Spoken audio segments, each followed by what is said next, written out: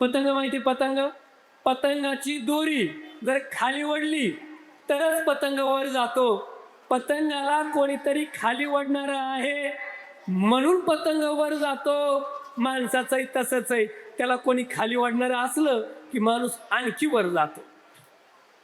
साधं सोपं गणित आहे रे.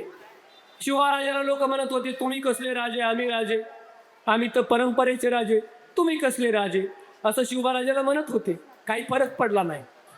तुकोबारायला माणसं म्हणत होते, तुम्ही कसले महाराज, तुम्हाला काय येतं, असं म्हणणारी पंडित मंडळी त्यावेळेस होती.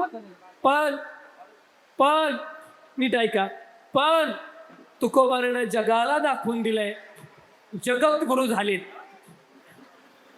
खाली वाढणारे लोक, मागं वाढणारे लोक प्रत्येकाच्या आयुष्यात आहे गड्या. हो, आज विद्यार्थी माझ्या समोर आहेत, पालक माझ्या समोर आहेत. लक्षात ठेवा, खाली वाढणारे जे माणसं असतात ना, तुम्हाला मागं वाढणारे जे माणसं असतात ना, भगवंतानी त्यांना मुद्दाम जन्माला घातलेलं असतं तुमची परीक्षा पाहण्यासाठी.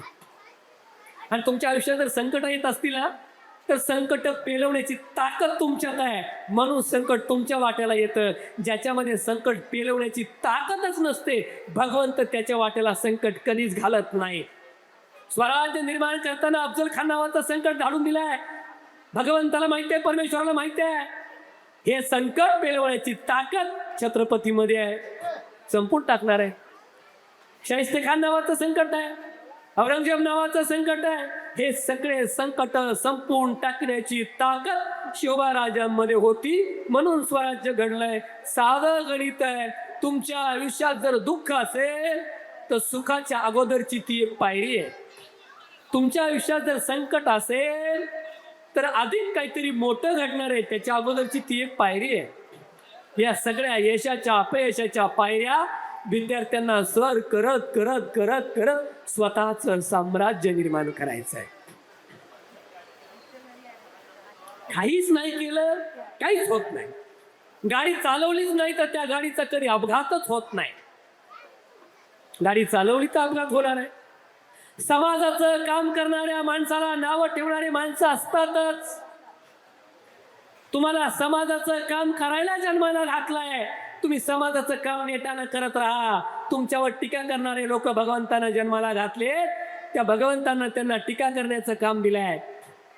तुम्ही तुमचं काम निष्ठेनं करत राहा. बोलणारे तुमच्यावर बोलत राहतील, मागे वळणारे तुम्हाला मागे ओढत राहतील. तुम्ही तुमचे मोठे व्हा. माणूस मोठे पण कशात आहे? माणसाचं मोठे पण लोकांच्या अडचणी सोडवण्यात आहे. मी नेहमी सांगत असतो गड्या हो, तुम्हाला मोठं व्हायचं असेल तर लोकांच्या अडचणीला धावून जा. माणूस तो मोठा असतो. पैशानं मोठा म्हणजे माणूस मोठा नाही, लक्षात ठेवा.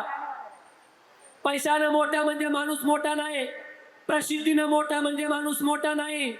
शरीरानं मोठा म्हणजे माणूस मोठा नाही. माणूस मोठा कोण? जो लोकांच्या अडचणीला धावून जातो, तो माणूस मोठा असतो.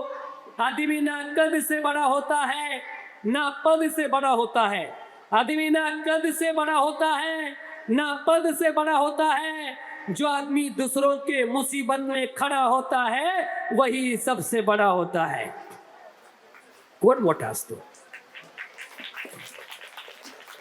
कधीतरी मला जगत जगत दुसऱ्यासाठी काहीतरी जगायचं ही भावना ठेवा गड्या. पटकन राग येतोय माणसाला, बघा लय रागीण माणसं आहे. हॉर्न वाजवला म्हणून लगेच मोटरसायकल आडवी लावणार, भांडायला उठणार. ट्रॅफिकमध्ये धक्का लागला, मागे वळून बघणार, शिवी देणार. किती पावला पावलाला राग आहे. माणसं आहेत आपण, जनावर नाही. हॉर्न दिला म्हणून भांडण लागलं रस्त्यावर, असे किती उदाहरण आहेत. हॉर्न दिला म्हणून भांडण आहे, ट्रॅफिकमध्ये धक्का लागला म्हणून भांडण आहे. किती शुल्लक कारणाला भांडतोस रे माणसा. माणूस राहिलास तू? बहिणाबाई म्हणायचे, अरे अरे माणसा कधी होशील माणूस. आणि लोभा पाहिजे झाला माणसाचा हा कानूस. अरे अरे माणसा, तुझी नियत बेकार आणि तुझ्याहून बरं गोट्यातलं जनावर. अरे जनावर बरं आपल्यापेक्षा. माणसं असून माणसासारखं माणसासोबत राहतच नाही. आणि म्हणून गर्दी माणसाची आहे. गर्दीत आम्हाला माणूस शोधावा लागतोय. गर्दीत माणसांच्या माणूस शोधावा लागतोय.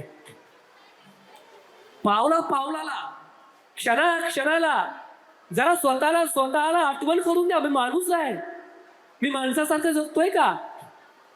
मी बोलू प्राणी खूप चांगले, माणसापेक्षा स्वच्छ सुद्धा प्राणीच आहे बरं. हो, कुत्र्याला नाही आंघोळ घातली तरी स्वच्छ आहे. बैल असेल, जनावर असेल, गाय असेल, नाही आंघोळ घातली तरी स्वच्छ आहे. माणसाला 2 वेळा आंघोळ करावी लागते तर तो स्वच्छ आहे. त्याला पावडर लावावं लागतं तर तो स्वच्छ आहे. त्याला प्रेस केलेले कपडे घालावे लागतात तर माणूस स्वच्छ आहे. त्याला केसाला तेल लावावं लागतं तर तो स्वच्छ आहे. फॅरेन लवली लावावी लागते तर स्वच्छ आहे. लिपस्टिक लावावी लागते तर स्वच्छ आहे. हँडवॉशने हात धुवावे लागतात तर माणूस स्वच्छ आहे.